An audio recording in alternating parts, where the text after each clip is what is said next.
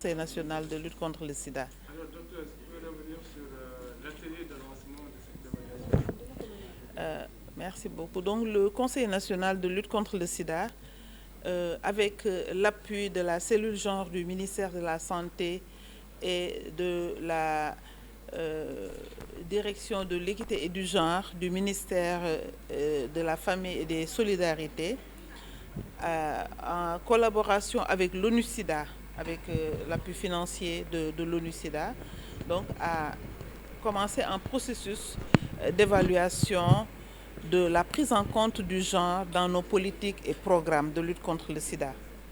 Donc c'est une activité qui est très importante parce que vous savez que le VIH-Sida est une maladie féminine au Sénégal, mais partout également dans le monde. Les femmes sont plus atteintes que les hommes et c'est lié à beaucoup de facteurs. Et ces facteurs sont généralement des facteurs qui exposent à des inégalités qui font que les femmes sont souvent vulnérables au VIH-Sida. Il y a également l'accès aux services de VIH de manière générale, de services VIH, mais aussi aux services de santé de manière générale, donc qui sont plus limités pour des raisons sociales, pour des raisons économiques, pour des raisons de pouvoir liées à peut-être notre culture, qui limitent l'accès des femmes, ou également, on voit également le contraire dans nos services VIH. Il y a des services qui ne sont pas utilisés par les hommes et il faudrait analyser tous ces facteurs pour voir qu'est-ce qui fait que les hommes, par exemple, ne vont pas se dépister, qu'est-ce qui fait que les femmes sont prêtes à aller faire le dépistage pour la transmission mère-enfant et peuvent être limitées par leur mari. Donc, analyser tous ces aspects-là pour pouvoir y répondre. Donc, c'est une étape essentielle pour améliorer la qualité de nos programmes et pour que personne ne soit laissé pour compte et pour vraiment réduire les inégalités entre les hommes et les femmes. Docteur, quelles sont les stratégies que vous comptez mettre en place pour contre éradiquer la discrimination? Donc, c'est pas forcément lié à la question du jour, mais là, il y a une discrimination liée au genre qu'on peut aborder, mais de manière générale, les patients vivant avec le VIH, les personnes vulnérables au sida, les personnes clés de la lutte contre le sida sont victimes de discrimination et surtout de stigmatisation liées pour moi, à une méconnaissance vraiment de la maladie. Donc, quand des personnes n'ont pas toutes les informations, pensent que le VIH peut, par exemple, se contaminer par le toucher ou en partageant un repas, donc ces personnes peuvent penser que pour se prémunir de cette maladie, ils doivent peut-être discriminer certaines personnes, mais je pense que c'est lié beaucoup à l'absence de connaissances. Donc, ce que nous comptons faire, c'est améliorer la sensibilisation, faire en sorte que les gens aient les connaissances et les réponses aux questions qu'elles se posent sur le VIH-Sida. Et donc, nous sommes disponibles, nous allons intensifier cette communication. L'autre facteur au Sénégal, c'est que le VIH est faible au Sénégal et n'est pas très, très visible. Et puisqu'elle n'est pas visible, une personne qui n'a jamais vu une personne vivant avec le VIH dans son entourage, dans sa famille, peut avoir des activités, des comportements discriminatoires. Donc, c'est rendre le VIH plus visible. Pour ça, on travaille avec les associations de personnes vivant avec le VIH pour qu'elles témoignent que malgré le fait qu'elles soient infectées par le VIH, c'est des personnes comme vous, comme moi, comme tout le monde. De toute façon, on ne sait pas qui a le VIH, qui n'a pas le VIH. C'est parce qu'il y a beaucoup d'avancées dans la prise en charge dans les malades. Les personnes vivant avec le VIH sont des personnes normales, qui ont une vie normale, qui vivent avec leur maladie, qui prennent leurs médicaments et qui ne contaminent personne. Voilà. Conseil national de lutte contre le sida ci jàppale Panté ak jàppale euh, direction de l'équité bu ministère de la famille et des solidarités ci ndimbalu ONU-SIDA tey dañu ànd ne dañuy taxaw jàngat ñun question wu sida ñun programme yi ñu teg politique yi ñu teg di xeex feebaru sida ban wàll lañ ci jagleel jigéen ñi ban wàll lañ ci jagleel góor yi su ma mënee tënk noonu affaire u genre donc tey ñu xam ni ci sida boo seetloo sida jigéen ñi lay gën a daal ñu seetlu que ni boobu ba léegi daanaka bu ñu seetloo sax ci doxi sida au Sénégal góor yi ñoo ko njëkk a am moo doon ay góor yoo xam ne dañu tukki woon indi ko wàllu ko seen jabar mais tey jigéen ñi ñoo ko gën a am te jigéen yi li tax ñu am ko ay facteurs la yoo xam ne daf leen di exposer parce que jigéen lañu d'abord mais également parce que boo seetloo ci jàng jigéen ñi seen jàng moo yées jàngu góor yi ci am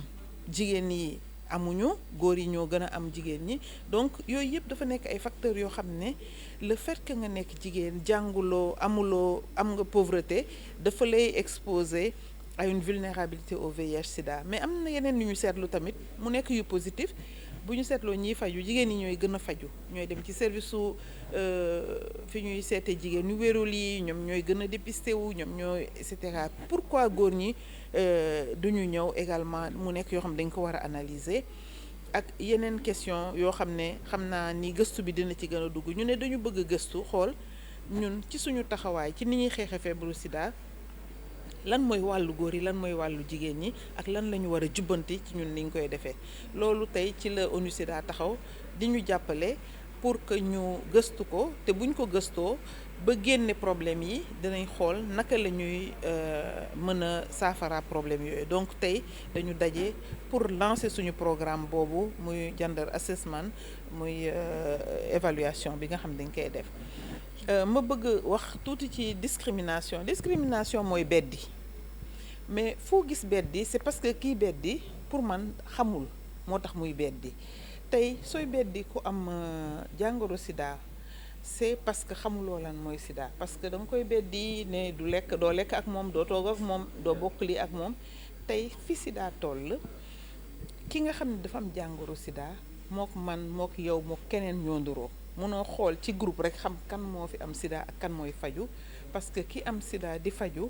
moom ñëpp ñoo nuroo parce que tey garab yi dañu efficace ba nga xam ne kii am feebar bi même bu mi ngi faju non seulement mook ñëpp a nuroo mais léegi su ko jëlee garab bi normalement dootu ko sax dootu wàllaati sida donc tey foofu la ñu toll ci xeex feebaru sida moo tax daf ñuy metti bu ñu continuer dégg discrimination ak stigmatisation Sénégal mais ñu comprendre que li ko indi mooy ñu bare xamuñu feebar bi xamuñu sida ñun ñu war a gën a taxawal suñu waxtaan ak nit ñi pour effectivement wax leen fàttali ñi xale yi aussi peut-être xamuñu ko fàttali mais jàngal nit yi lan mooy sida naka lay wàllante ak naka lañ koy moytoo pour ñu xam ni jarul beddiwaate mais également je pense que dañu koy wax association yi ñu jàppale ñu ci association ñi nga xam ne ñooy dund ak doomu jàngoro sida ñu génn wax ak nit ñi parce que nettali ci gémmiñu borom la dàqeete je pense que lu ne fang kenn du ko jeex donc une personne boo xam ne dafa am feebaru sida di faju dara jotu ko bu taxawee janoon nit ñi ne leen man maa ngi nii maa ngi faju sama ay doom dara jotu leen sama jëkkër am na si ñoo xam ne sax seen jëkkër wala seen jabar amul feebar bi te ñun am nañ garab yoo xam ne buñ la ko joxee boo ko jëlee kenn mënu la wàll sida donc tey xeex jàngoro sida am na avancé toll na foo xam ne vraiment waratuñu beddi kenn waratuñu joxeñ kenn merci. sida mi ngi nii dem ba. Bonjour. Je m'appelle Demba Koné, je suis le directeur du bureau pays de ONU-SIDA au Sénégal. Alors, M. Koné, est-ce que vous pouvez revenir sur le dispositif mis en place par l'ONU-SIDA pour accompagner justement le Sénégal?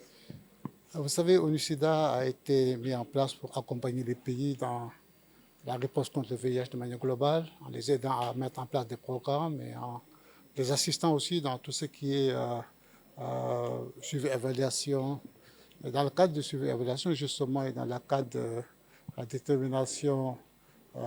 des informations stratégiques que nous devons avoir pour mieux connaître notre épidémie, c'est dans ce cadre-là que nous soutenons aujourd'hui le Conseil national de lutte contre le sida pour faire une évaluation du genre dans la mise en œuvre du programme de réponse contre le VIH au Sénégal. Donc l'objectif, c'est de connaître exactement comment est-ce que la question du genre est prise en compte. Madame la secrétaire exécutive vient de dire effectivement qu'on est dans une épidémie féminisée, mais il n'y a pas que ça. Au niveau des femmes, il y a plusieurs catégories. Il faut identifier quelles sont les catégories au niveau des femmes qui sont les plus exposées, qui sont les plus affectées. Au niveau des hommes, il faut voir aussi quels sont les hommes qui n'ont pas accès aux services, qui n'ont pas les informations nécessaires. Bref, il faut savoir exactement comment est-ce que les hommes, les femmes, les autres groupes dans la population sont pris en compte. Parce que, comme nous avons l'habitude de le dire, pour vaincre le VIH, il faut ne laisser personne pour compte. Il faut ne laisser personne pour compte. C'est la prise en compte de tout le monde qui va nous permettre d'ici 2030 de vaincre le VIH. Il y a aussi une autre catégorie, les transgenres. Est-ce que le NCA pense à cette catégorie? Quelle catégorie? Les transgenres. Les transgenres. Les transgenres, vous savez, nous sommes dans une société où cette catégorie n'est pas bien connue, n'est pas très connue. Bien sûr, nous sommes en train depuis quelques années avec Madame la secrétaire exécutive de voir est-ce que cette cible-là existe réellement et comment est-ce qu'il faut la prendre en charge. Des études sont en train d'être menées et ces études nous diront exactement est-ce qu'il y a des transgenres, quels sont leurs comportements, comment est-ce qu'ils vivent, etc. Et c'est ça qui nous permettra d'adresser, si on les trouve, d'adresser leurs besoins, parce qu'il s'agit d'adresser les besoins de toutes les catégories de la population. Un peu, ouais. Alors, le français, hein? Faudra bien répéter. Alors, français. Monsieur Koné, ginnaaw bi ñu leen di woo UNICIDA yan programme la tëral pour accompagner justement Sénégalais ci lutte contre les discriminations ci wàllu VIH/SIDA. xam nga UNICIDA bi ko mbootaay xeet yi créé dañ ko créé pour ñu ànd ak réew yi dimbali leen ci naka la ñuy xeexee jàngu sida bi dimbali di xayma programme yi di xool ndax programme yi ñu ngi am ay résultats ndax am na résultats ndax am na ay jeexital ndax am na ay jeexital donc ci loolu moo tax ñu ne am na solo ñu xool est-ce que programme yi ñu ngi jël bu baax mbirum jigéen ñi nga xam ne ñoom ñoo gën néew doole ñi nga xam ne ñoom ñoo amuñu jumtukaay yu bare ngi dem faju wala am ay information ñi nga xam ne ci biir société bi kenn ràññeew ñu leen bu baax te xeetu jàngoro mën na leen dugg donc loolu la ñuy xayma tey di xool parce que suñu mbébét mooy sida bi jeex ci àdduna bi fii ak 2030 loolu pour ñu agsi si il faut que ñëpp ñi nga xam ne dañu soxla dimbali ñëpp ñi nga xam ne dañu soxla ñu jàppale leen ñëpp ñi nga xam ni ñu soxla am ay information ñoom ñëpp dañu war a am dañu leen war a xayma xool leen fu ñu nekk dem fekk leen foofu jox leen li nga xam ne moom lañu soxla ngir xeex bi mun fi jógee ngir sida bi mun fi jógee ba faaw.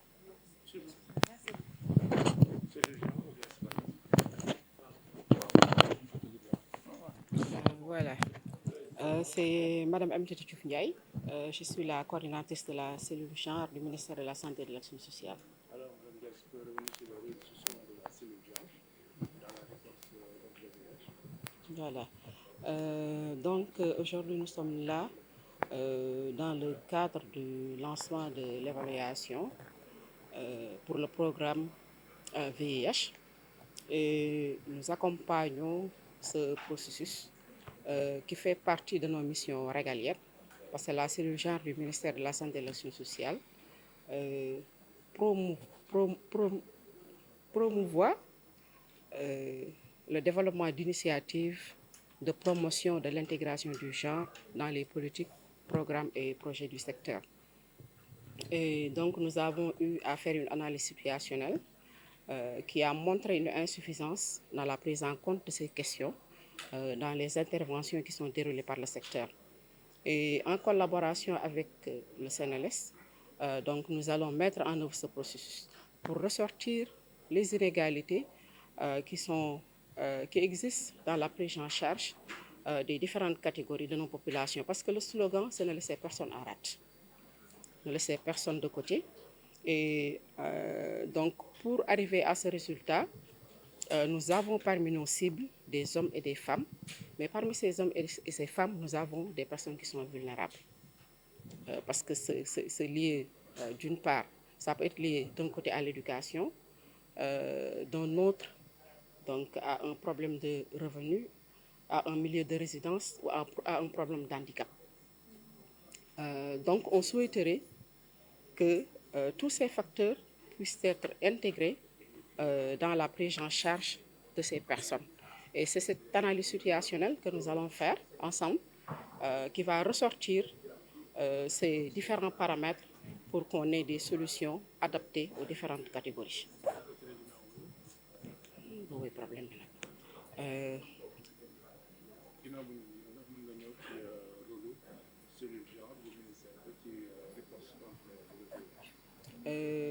waaw cellule genre bu ministère de la santé et de l'action sociale loolu dafa bokk ci ay mission am ndax moom liggéeyam mooy mu fexe ba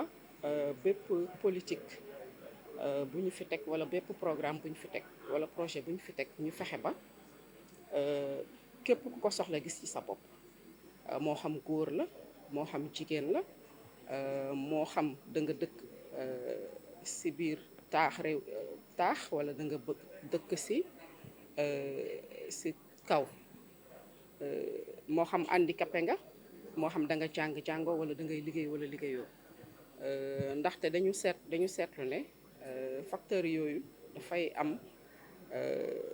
dafay tax nit ki xaw a néew doole te loolu bëriwul loo xam ne suñu programme yi ñu mettre en place jël nañu ko léegi ñun suñu rôle moo nekk ñu fexe ba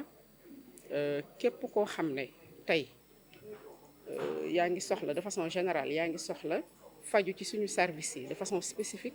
par rapport au programme VIH ñu fexe ba soxla boo mënti am ak noo mënti mel ak foo mënti nekk ak noo mënti toll ñu fexe ba sa soxla boobu ñu faj ko